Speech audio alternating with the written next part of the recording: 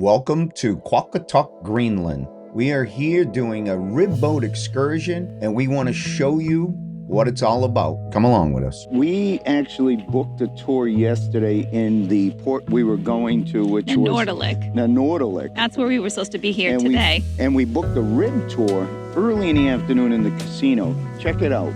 We're sitting here in the casino. I just booked. She just booked. What'd you book? Rib boat. A rib boat. We're going to be in Nanortalik, Greenland tomorrow, and we're going to be on a rib boat. Why don't you come along with us? Fortunately, the weather system that we've been tracking is still affecting us, and the winds are over 40 knots out here. We have gathered weather information and weather forecasts from all sources, including the Danish Meteorological Center, as well as we have consulted our ice pilots, which are here on the bridge with us. And for tomorrow is expected winds up to 30-35 knots and over a meter as well at our anchorage position. This weather condition will make a water shuttle operation not safe tomorrow in Nanortalik. As such, I regret to inform Island Princess will not longer call Nanortalik tomorrow. Instead, we are delighted to advise that weather conditions are much more favorable for Qaqortoq tomorrow, and therefore Island Princess will call Qaqortoq tomorrow from 7 a.m. until 6 p.m.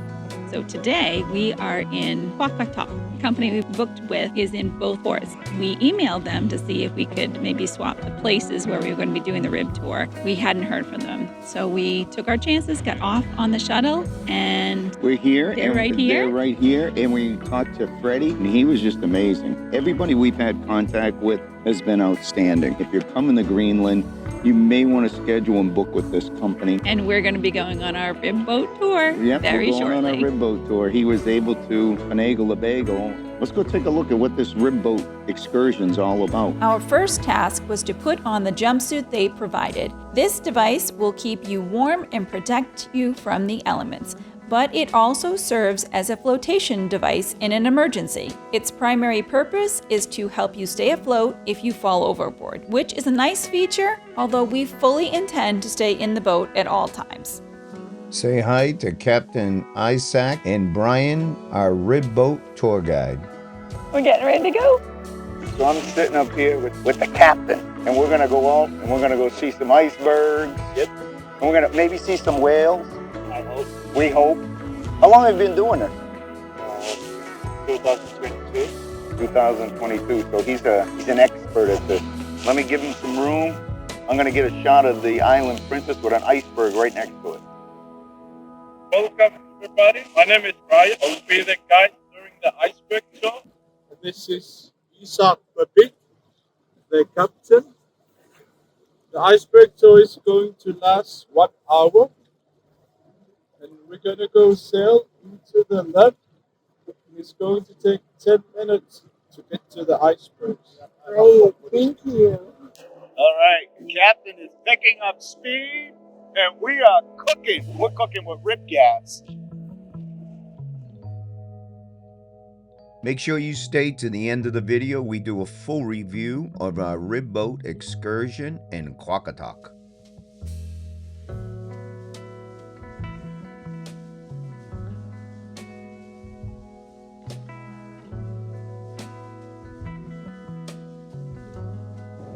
Wow, look at this. So cool. Look at that stripe in there.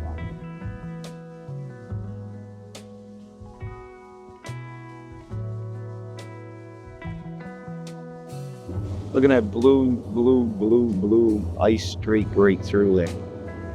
Gorgeous.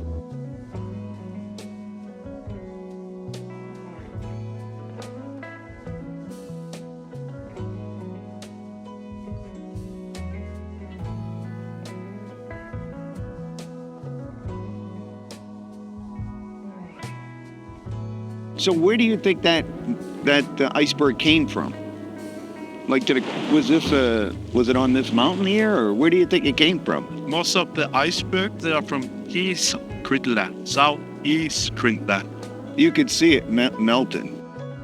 And how far is that from here? Very far. Very far. It's just that there is a strong current here in South Greenland that makes the iceberg to go to the other side, from southeast to southwest. You could see it melting. It's melting quickly. Yeah.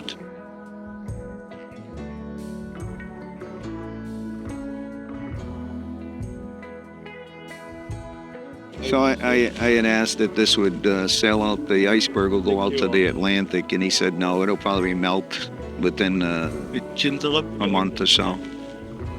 But they come from, you know, pretty far from here.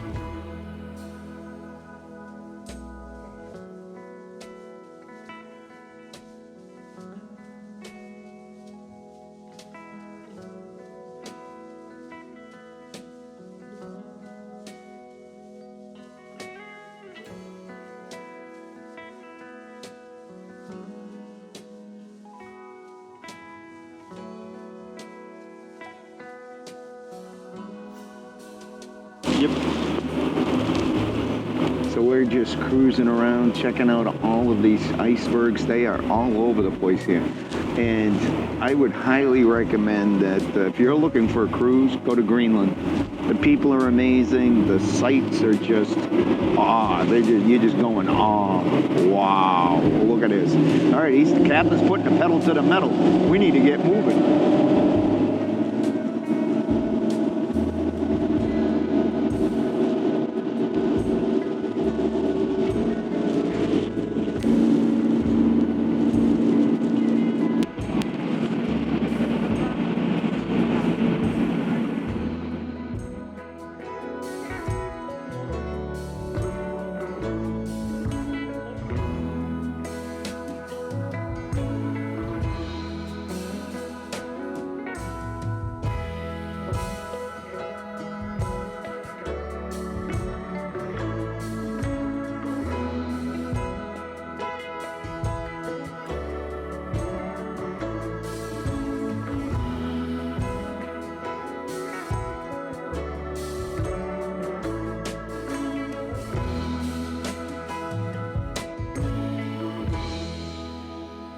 We hope you're enjoying this video so far, and if you're going to Qaqortoq and you're thinking about an excursion, a rib boat excursion, and you got questions, leave them down below. We'll answer all your questions on your excursion in Qaqortoq.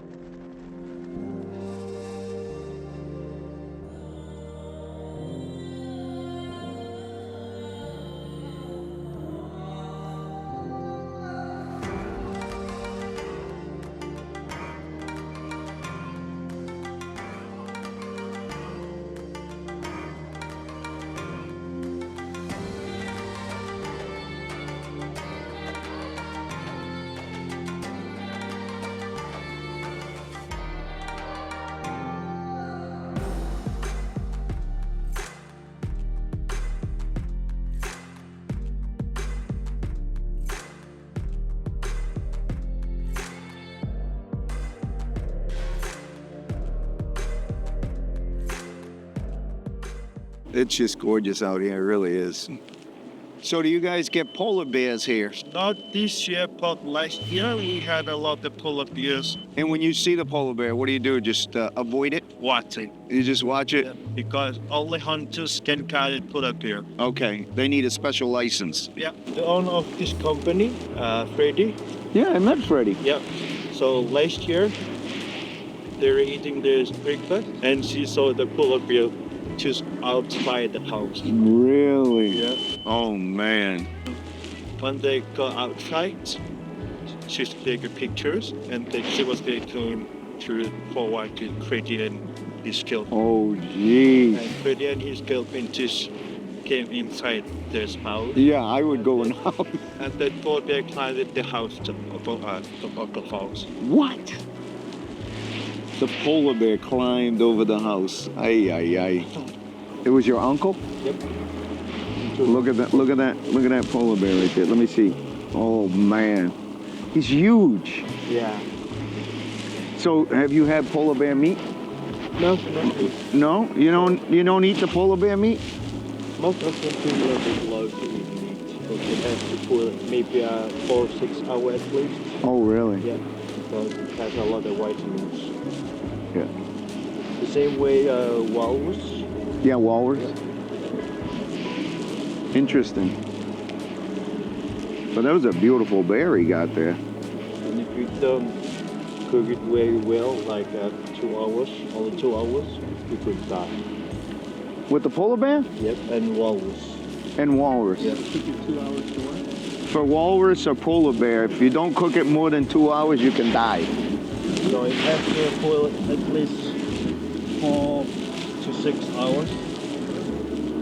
You know, there's another, you know that the green whale? Green whale? What? Green whale, what the hell? Andrea, what's the name of that fish that's poisonous? The whale? Oh, the Greenland shark. Green shark? What? Green shark?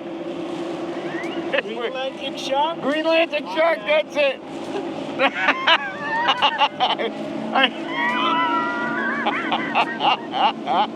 So normally we do not eat the Greenlandic shark. It's too poisonous. I had it in Iceland. In Iceland. They always eat it like a small piece. But they have to drink it tough. Yes, that's exactly what I did in Iceland. They do not eat a lot. Sorry. And you have to prepare it a certain way. Yeah. And in Greenland, in North Greenland and East Greenland, they hunted like they try to get a Greenlandic shark, and it's for Greenlandic dogs. Oh, really? Yeah. Oh, we're talking about the Greenlandic shark. Oh my God, it's poisonous if you eat it, you know. It's got to be prepared a certain way. But we're moving, we're shaking, we're grooving. We're going to head to our next iceberg. If you eat the predator's liver, you could lose your organ. Did you hear that? If you eat the seal liver, you can lose all your hair. I'd call that naturalistic food. If you're looking for hair loss.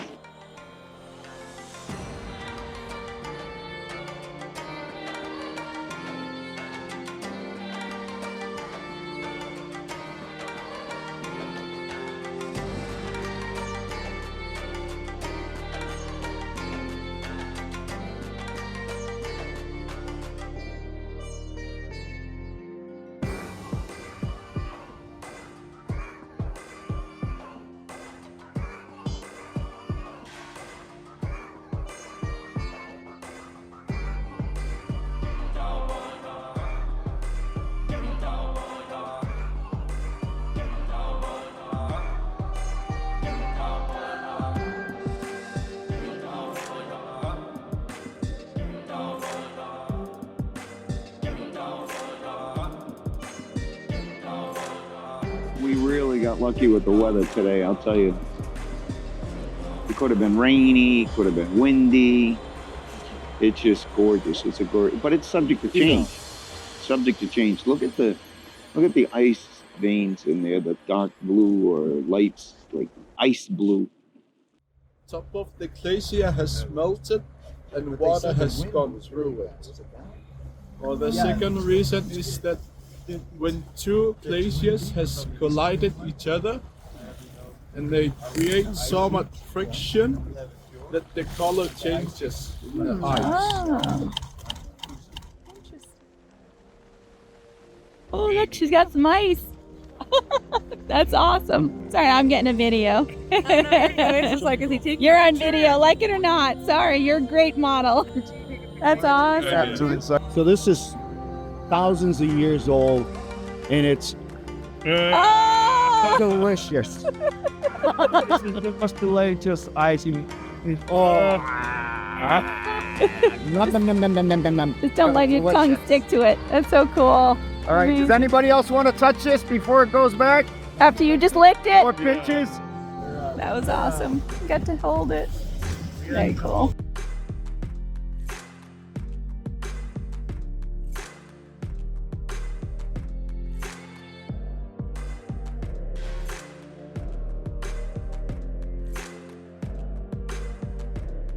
We're headed back.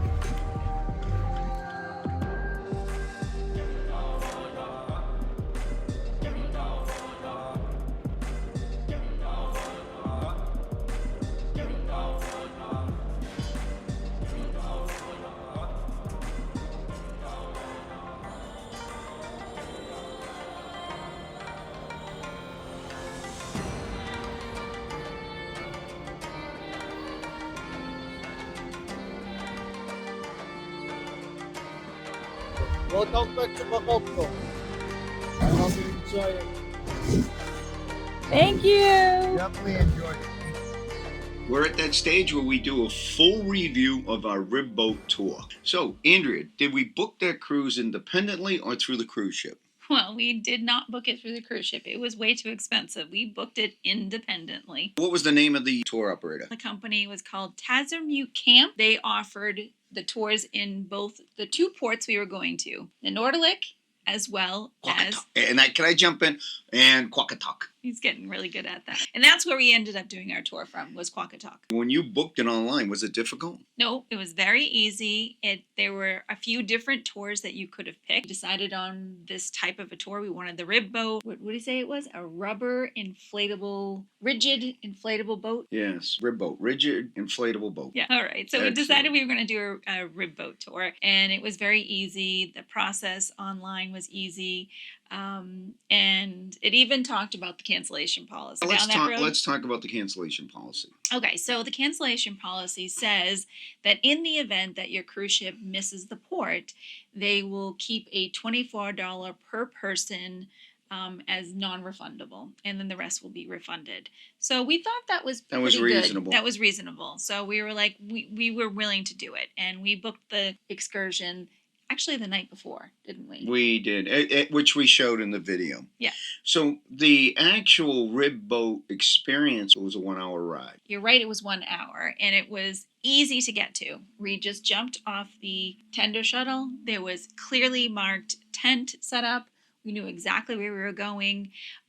We happened to be there in advance, but they had specific suits for you to gear up with, and ours weren't there yet. So it took a little bit of time. Everybody else was gearing up at a time. The boat holds 9 passengers, and then there's a boat guide and the captain, so it's a total of 11 people on the boat. So did you feel it was an intimate experience with everybody on this rib boat? Yes, I think it was great. You're open air, but it was totally comfortable with the suits that they provide you. It wasn't cold or anything like that. And you were sitting next, as close as I am to Michael, sitting next to somebody. You sit on kind of like a soft bench. I would call it like a saddle. Good point. Kind of like a wide saddle. I agree. Yeah. Yeah. Not super comfortable, but not bad. I didn't think it was bad. Not bad, but you straddle it and you sit down on it like almost like a bike. Getting into that was easy. They helped you on and off from the platform. Now, seating, like Michael said, or I said, excuse me, we're sitting right next to each other. However, we weren't next to each other on the boat. No, we were the last ones to get on the boat. Correct. We were the last ones to get on our suits. Therefore, we were the last ones on, and the only 2 seats available were not together. That was okay. We didn't mind it. In fact, it added to the option of getting some different photographs, right? Mm-hmm. One of the questions would be, how close did we get to the iceberg? So that was both, I think, really interesting and a little bit disappointing in some ways, because I had seen other people's experience and video where they actually touched an iceberg, and we didn't get that close. But I think that was a different type of boat. The people that were in a closed boat, they kind of got close and they were kind of able to rub against touch the iceberg. Where in our boat, I think because it was an open air rib boat, that's I'm just making a general opinion as why we didn't touch her. I agree that was the case for this particular time. What I meant by that was I've seen previous videos where other rib boat tours, they got close enough to touch. But you have to remember, these icebergs are unique and unstable. So you never know when one is going to flip. That's something to just be aware of. And these captains of the boats, they know what to look for. So safety in that regard was never a concern about being too close or not close enough. Mm-hmm. But I would say that we didn't touch, but we got really close. Would you say? Oh, yeah. We got real close. We got to a point where they picked up a piece of the iceberg, which you saw in the video. So, I mean, it was perfectly fine. We did get to touch. Matter of fact, we did get to touch an iceberg.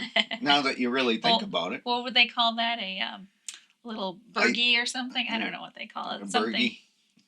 growler. I don't know. A little man, piece of a ice. little piece of ice. So, did you feel that it was fast paced? Like, okay, here we go, get in here and get the hell out of here type of deal? Did you feel rushed through No, that we process? knew we had the hour. The going kind of out towards the glacier, they went at a decent speed. So that being in mind, there was a couple of things that I would say. When we first went out, I didn't have a hat on. And it wasn't that it was super cold, but my hair was kind of blowing around. We did stop to a point. I asked Michael to get my hat out of my bag, so I put a hat on. Now, the other thing is I used a camera to video and take photos.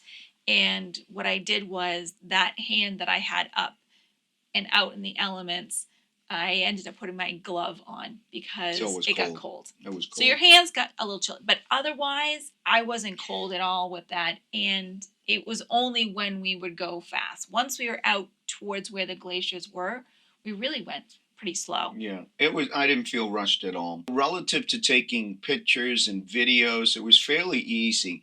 But when you put the jumpsuit on, which is acting as a life vest, and it does help you from the elements, you need to make sure you put your camera in this jumpsuit, not in your regular clothes. Once you get out there, they're at a nice pace where you can videotape, you can take pictures fairly easily. And there's really no big waves in the harbor area where we were. So there was no big splashing. You weren't getting wet. You weren't bouncing around everywhere. It was a smooth ride. And in fact, there were a couple of times where you were passing by another boat and it created a wake, and we would approach it and the captain would slow down if they thought it was going to be a little bit of a bumpy You did a ride. great job. So in terms of like being rushed or being feeling unsafe in terms of the maneuvering of the boat itself or splashing and things like that. Overall comfort of the ride was fine. Relative to the safety of the ride, did you feel safe at all times? Oh yeah, I definitely felt safe. In fact, it was really funny. I think at one point he kind of did like a little zigzag and everything else, and we were all like, "Ooh, fun! Like a thrilling ride." It was awesome. At all times, you felt safe. There were no seat belts, so no. Oh, there were seat belts. That's a good point. There were seat belts because I remember when I first got in, because we were the last ones, I said, "Do we have to put our seatbelts on?" And the people next to me said, "Oh, we didn't put ours on." And I said, "All right, then I'm not putting mine on." And I didn't feel we needed it. So there were seat belts. I didn't realize that there were seat belts. Yes. Okay. But they never told us we had to put them on, and clearly there was no reason for it. They may have said something. We were the last ones on the boat, maybe. Maybe, but I think more or less, they know the conditions of the water that they're going to travel in. So if it was a concern where there was some wakes, they probably would have said that. Yeah. It was a very calm day. The weather was beautiful. The conditions were amazing. And that's another thing that I think people probably would get concerned about, because for the most part, unless there is really bad weather, the boat tour goes out as planned. So if it's a light mist, which it was when we got back for the next tour that went out, I don't know what their total experience was, but it started to give a light rain. Right when started we got raining back. For the next group to go. So we got very lucky because they still go out. Yeah. Extremely lucky. It was $320 charge. Do you think that was a fair price for what we did? I mean, absolutely. I think so. I think it was great. It was definitely in line with the amount of time and everything else that I could find. And there wasn't a lot. I mean, you have to remember you're coming to a place where their tourism is a short window of opportunity. So I think that cost-wise, I think you're right. It was well worth what we got. Yeah. And I think what made the difference, quite honestly, for me, was the tour company. They were outstanding.